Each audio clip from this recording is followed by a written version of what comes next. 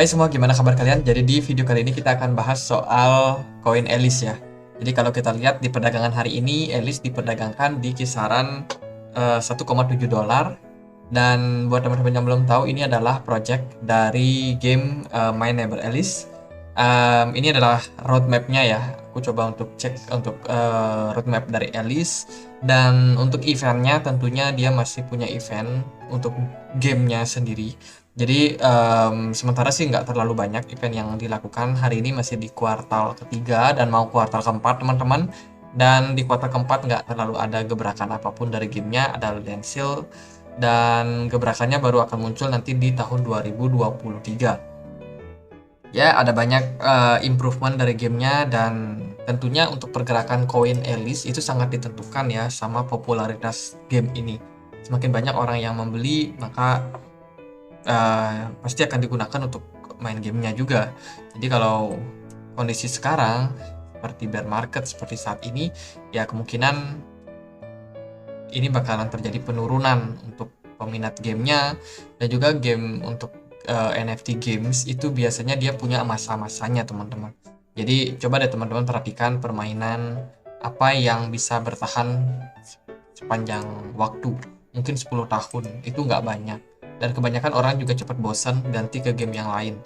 Maka dari itu, menurut aku pribadi, untuk teman-teman yang mau invest long term di project-project game NFT, itu sebaiknya dipertimbangkan hal tersebut. Oke, kita akan langsung aja masuk ke price actionnya. So far, kalau kita lihat dari time frame weekly, ya udah clear ya, pergerakan marketnya cenderung turun. Dan begitu juga ketika kita lihat di time frame daily, teman-teman, di sini kita bisa menemukan bahwa Alice sudah berhasil breakdown dari trend sideways-nya selama ini. Dan saat ini posisinya kurang begitu bagus ya, dia berada di titik terendah.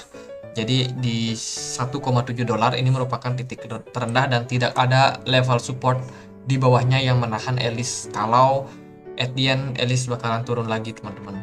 Jadi kurang begitu bagus ya untuk kondisi seperti sekarang ini, utamanya untuk koin-koin yang berbasiskan NFT games. Jadi sudah banyak seperti The Sandbox, ya The Sandbox mana, kemudian juga ada Gala, itu juga semuanya pada turun ya, hype-nya sudah mulai hilang.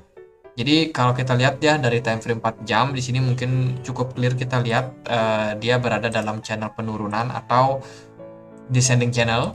Dan saat ini kita mungkin akan melihat level-level yang berpotensi untuk menjadi kunci untuk si Alice. Jadi key support kita saat ini ada di kisaran 1,5 dolar. Kalau Alice mampu untuk mempertahankan level support ini, maka bisa jadi Alice cuma akan tersideways di level saat ini. Cuman kalau dia akhirnya gagal, maka dia akan create support baru. Nah, biasanya untuk descending channel,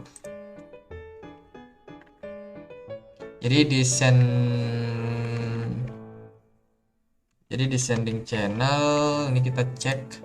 Jadi biasanya descending channel itu akan diakhiri dengan yang namanya breakout. Nah, tergantung sekarang breakoutnya kemana. Kalau kita lihat sih dari kecenderungan biasanya, ini kita pakai contoh, itu kecenderungannya adalah dia breakout ke atas.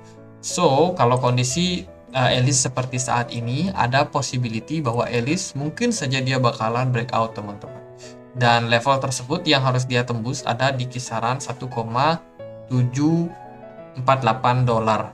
Kalau Alice mampu mempertahankan level key support di sini, artinya dia tidak bakalan turun di bawah ini, dan dalam tren positif ini mungkin dia mengalami koreksi wajar, kemudian dia kembali melanjutkan kenaikan dan berhasil breakout dari 1,7 dolar, maka kita akan melihat Alice berpotensi untuk naik sampai kisaran 1,83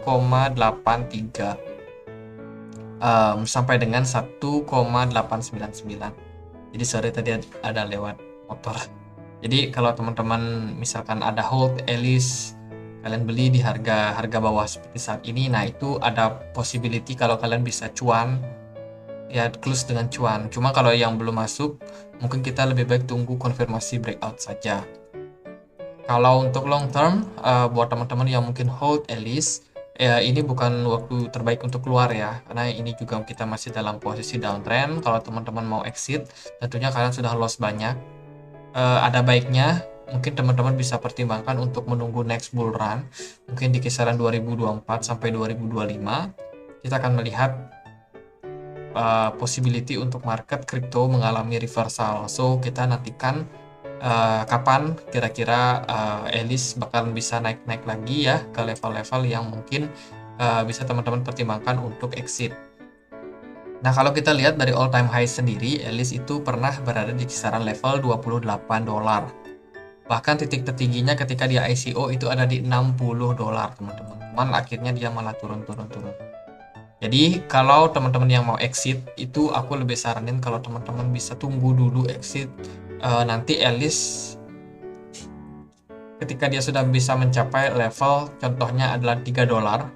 Di level $3 ini merupakan level yang bisa dibilang cukup kuat ya untuk resistance yang nanti ya bakalan ditembus oleh Elis. Kalau Elis masih kuat lagi, maka kita mungkin bisa ambil posisi-posisi seperti di $5, kemudian ada di $8 untuk teman-teman yang mau exit di Elis.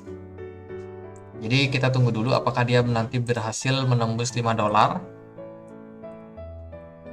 Barulah teman-teman untuk pertimbangkan untuk exit di kisaran $9 kalau dia berhasil menembus level resistance di sini. Tapi yang paling penting adalah Elis harus bisa menembus level $3,5 dulu, karena level tersebut ini menurut aku sangat kuat ya. Ketika crash, Elis ketahan di level tersebut. Cuman anehnya ketika market ini di bulan Mei 2022 kemarin dia justru tembus dengan sangat-sangat tajam. Bisa dibilang tekanan seller waktu itu sangat-sangat kuat sehingga membuat Elis drop cukup signifikan, teman-teman.